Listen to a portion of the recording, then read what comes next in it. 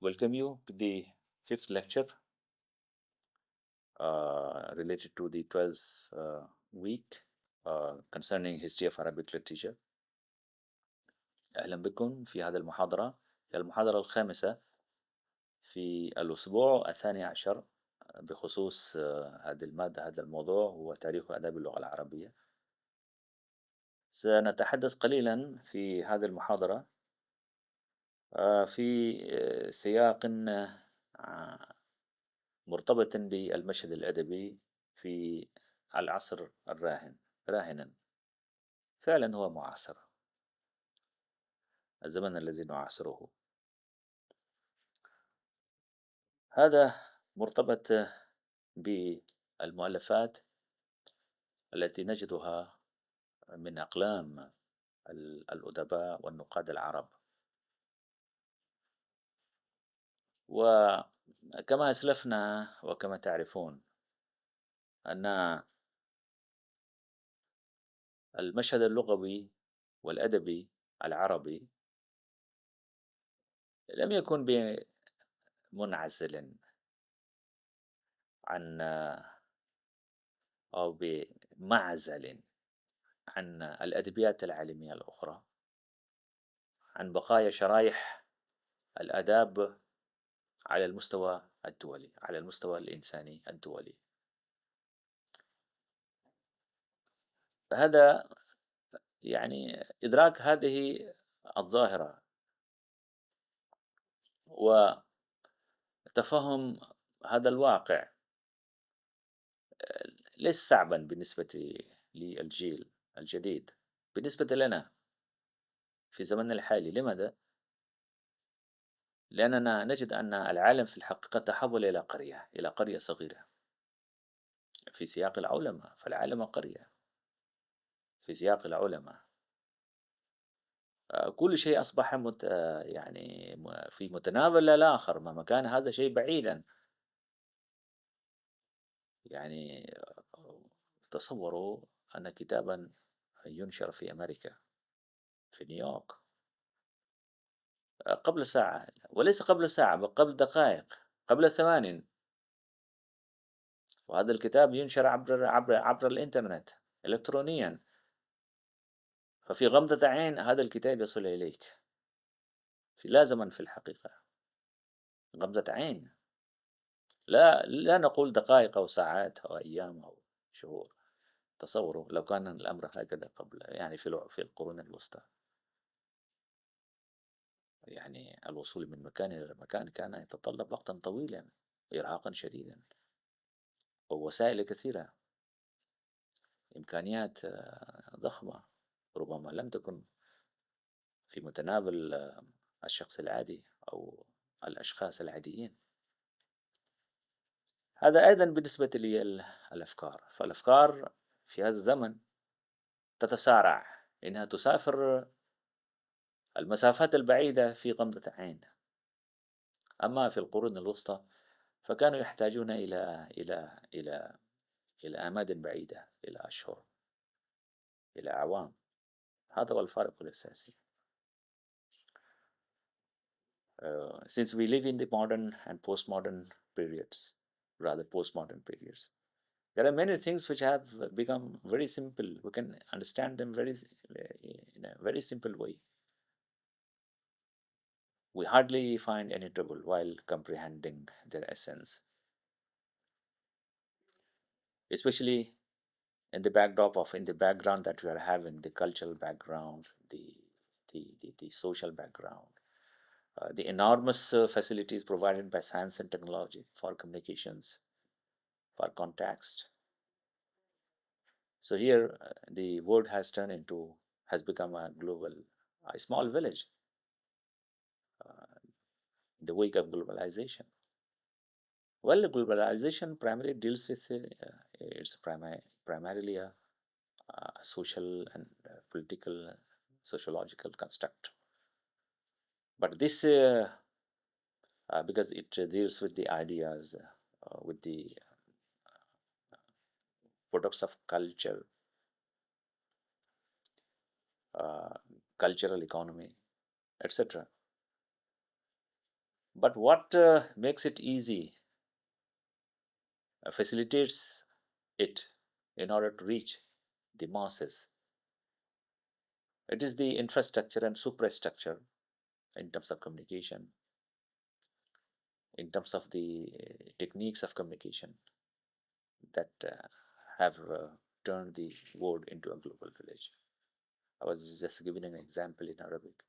Like if there is a book that has published now, a book is published right now, say 9:43 or 44 in New York or in Washington. It would be reaching you within a fraction of seconds if it is a published electronically, because of course in modern times we have that option available, abundantly available. And even if it is the hard copy of the book, it's quite easy for you, for us to receive it within no time, exactly within no time, compared to the amount of time that was required in past. Suppose there is direct flight, the direct flight from New York to India, to Delhi, for example, it will be taking around 17, 18 hours if it is direct flight, or something more, something less. That is less than a day, a full day. So the hard copy would be with you. We can say within no time, actually. Compare it with the time of, for example, Columbus. It would have taken years. In the Middle Ages, again, the same thing, months, with all the troubles, with all the issues, which sometimes would be quite impossible for the common peoples to handle. Too difficult, too expensive, too typical, too troubling to handle. But in modern times, come, it's simple. It's very easy. So that's why we find that as of now, there's hardly any domain in any community of the world. And of course, we are concerned with the Arabs, who are not at home with the newest things, with the new rather than the newest things, entries in the domain of language and literature, in terms of theories, in terms of discourses. So there is another aspect related to this, apart from the barriers of time, apart from this time, the globalized phenomenon with all these facilities that serve the humans in the fastest possible way. This another thing which should be taken care of, should be taken with, and it is that due to some religious uh, restraints, injections, or public opinion about that, some stereotype public opinions related to the what could be said as the religious culture, or what was projected as a religious culture, uh, while implying lots of juristic or authoritative injections regarding some very common things which didn't stand as opposing the religious injections of Islam, or the thought domain, the domain of faith. Sometimes it was projected by the clergy, by the theological sections of society. I'm calling it religious culture. Sometimes, of course, not doing any justice to the core of, to the original core of injections, the faith, the dogmas, العقائد, المبادئ الدينية. فهؤلاء كانوا يعني يعتبرون كانوا يرون أن كل شيء جديد يجب تفنيده. Anything that comes that is new in the domain of language and literature, or anything, it should be condemned.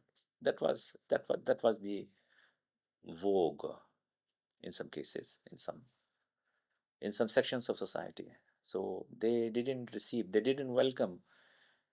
They were at the first instant, they remained, from the first moment, they remained very much skeptic towards anything that was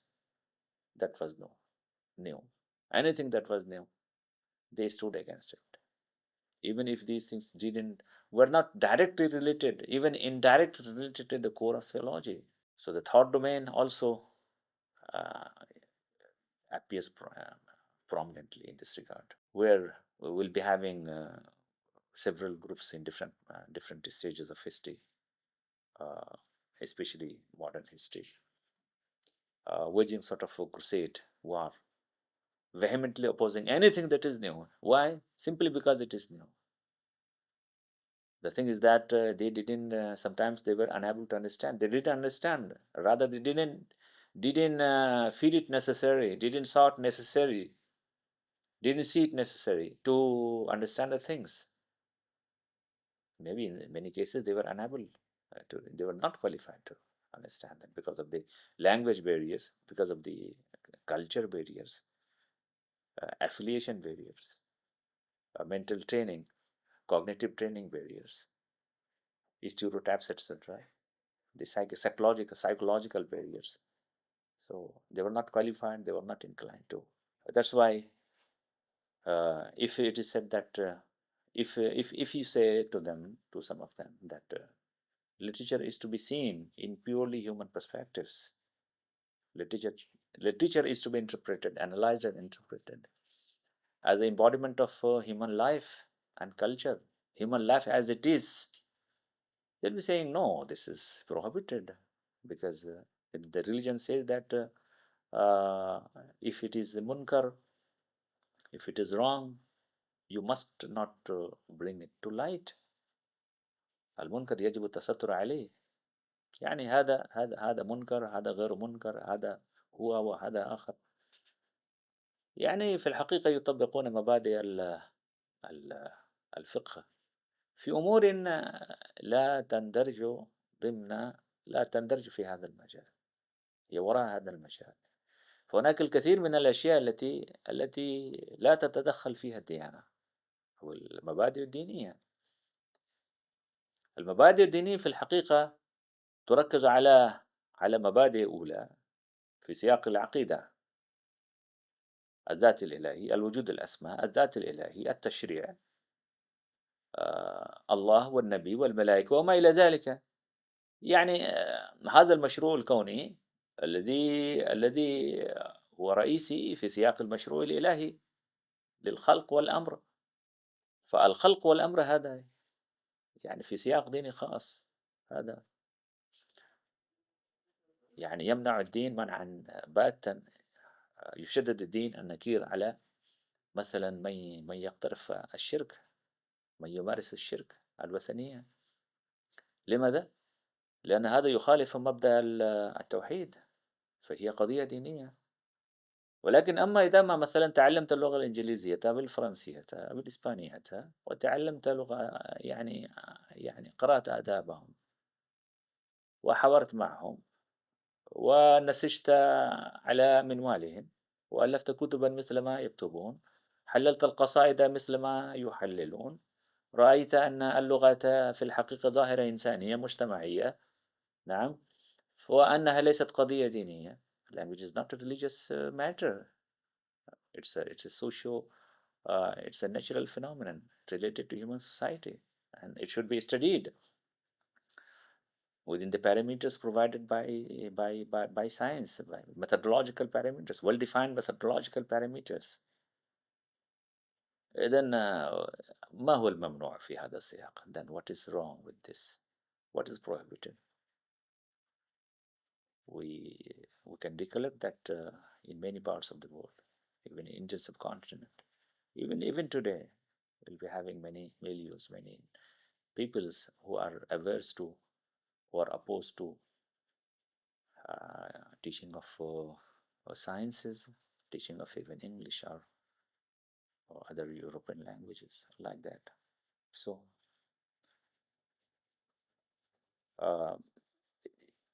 in the domain of theories, there are certain theories related to postmodernism, which have been welcomed, of course, by the Arab Academy, uh, because when you talk about Arabic of about East, so it is it is the faith that dominates, and faith in the sequence is far more sensitive than the faith we'll be having in other parts of the worlds of this world, like Europe or Europe and America.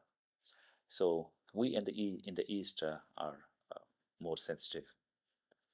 Uh, we think ourselves to be responsible it's our duty. We are duty bound to safeguard our language and culture from many onslaughts. But the thing is that sometimes the onslaughts are misplaced, misunderstood, confused. We don't have, we don't know what are the real onslaughts. So, coming to the last part of this lecture, in the domain of postmodern theories related to language and literary criticism, like the concept of deconstruction, deconstruction theory, can it be applied in the religious text, in the understanding of religious text? Because in this sequence, what stands central to this idea of deconstruction is the concept of death of author. Means the author will not be, is not permitted to interfere in the process of understanding and interpretation of the text he has produced. And once he finishes this text, once this text comes out of his mind, then he ceases to exist. Means he is not allowed to interfere. The concept of Mautul Muallif. So now, whether this can be applied in regard to the religious text, this is a big question. It has been problematic. As regards the human text, if it is not the sacred text, then it is simply the human text. Then the answer is very easy. It's quite possible. Yes, you can apply these rules. If you want to do a study of say any poet, Jahili or Islami or Abbasi or Umayyad or Ottoman or modern or postmodern, you have the liberty to do this. But if it is a religious text like Quran and Hadith, then how will be dealing with the situation? Here, the thing has been analyzed, and now the scenario is just open to you. That since the deconstruction theory doesn't believe in the physical death of the author, no, it's not like that. It simply means he will not be allowed to interfere. So, if you apply this principle while analyzing the religious text in Islam, what do you think? Would you finding yourself irritable? I don't think so. Why? Why? Because the religious text, that is, and the source of the religious text, that is uh, the Almighty God, the first, in the case of the Holy Quran, and in the case of Hadith, Prophet Muhammad sallallahu alaihi wasallam. So, do you think that there will be some physical intervention on their part? No. Simply, this is not the case. Then, won't we be free to to take the text independently? This is a typical question. Here, you can say that well, this text can be taken independently. But taking the text independently means you are just ignoring, negating all other aspects which are directly related to this text. In the historical trajectory you are having, related to language, the script, the etymology, the morphology, syntactics, etc. Means you are not the first person to have discovered Arabic language, and you are the first person who can say, who can decide, who can judge, who can pass judgments about this language. Our knowledge of Arabic or anything is hereditary. It has been inherited. Inherited means there is a chain of events, chain of phases, events, persons, books, thoughts, movements, cultures, societies, civilizations, wars, peace, etc. A strong, very strong hierarchy is there. Through this strong hierarchy, we have come uh, of late to this new phase of language. Then, can I justify my standpoint regarding interpretation of a single text on my own, irrespective of what Arabic stands for or against it? So, in disregard of history and this milieu which is associated with this, can we proceed? I don't think so. Yeah, I don't think so. So, physically, there is no interference, but there are some parameters. A standardized process is there which is to be followed.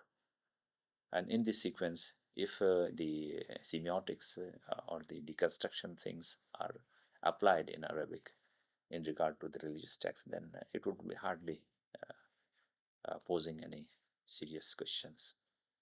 That's why we find that the Hijaz aspect, al-Hijaziyya, the semiotic aspect, are very much in vogue in studies related to the Quranic text, Hadith text, etc. So in Arabic, we'll be having many books like Al-Muqaddamat al-Hijaziyya, Nazriyat al-Hijaj, العوامل الحجاجية في اللغة العربية الحجاج في القرآن even الحجاج في القرآن the argumentative in Quran الحجاج في التداولية مدخل إلى الخطاب البلاغي التداولية وفلسفة الوعي اللغوي الخطاب الحجاجي عند ابن تيمية البعد التداولي والحجاجي في في الخطاب القرآني the pragmatic and the argumentative dimension فصل الخطاب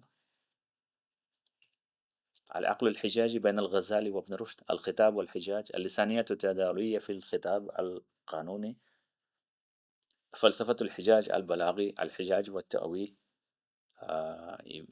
study of the school of Jahiz, how Jahiz had ideas concerning حجاج الحجاج في كتاب البيان والتبيين كتابة الجاحظ في ضوء نظريات الحجاج نقد الحجاج وسيميات الأهواء أهم نظريات الحجاج أساليب الحجاج في الخطاب التداولية والحجاج مداخل والنصوص الحجاج في القرآن مناهج الدراسات الأدبية الحديثة من التاريخ إلى الحجاج alongside some of the books I have written on a plethora of, uh, of topics related to Arabic language and literature and history like مقاربات في السرد العربي الحديث والمعاصر the Arab legacy in Latin Europe the Arab romance Parnassus مشاهد طارحات في الأدب واللغة والثقافة الاتجاهات الوجودية في الشعر العربي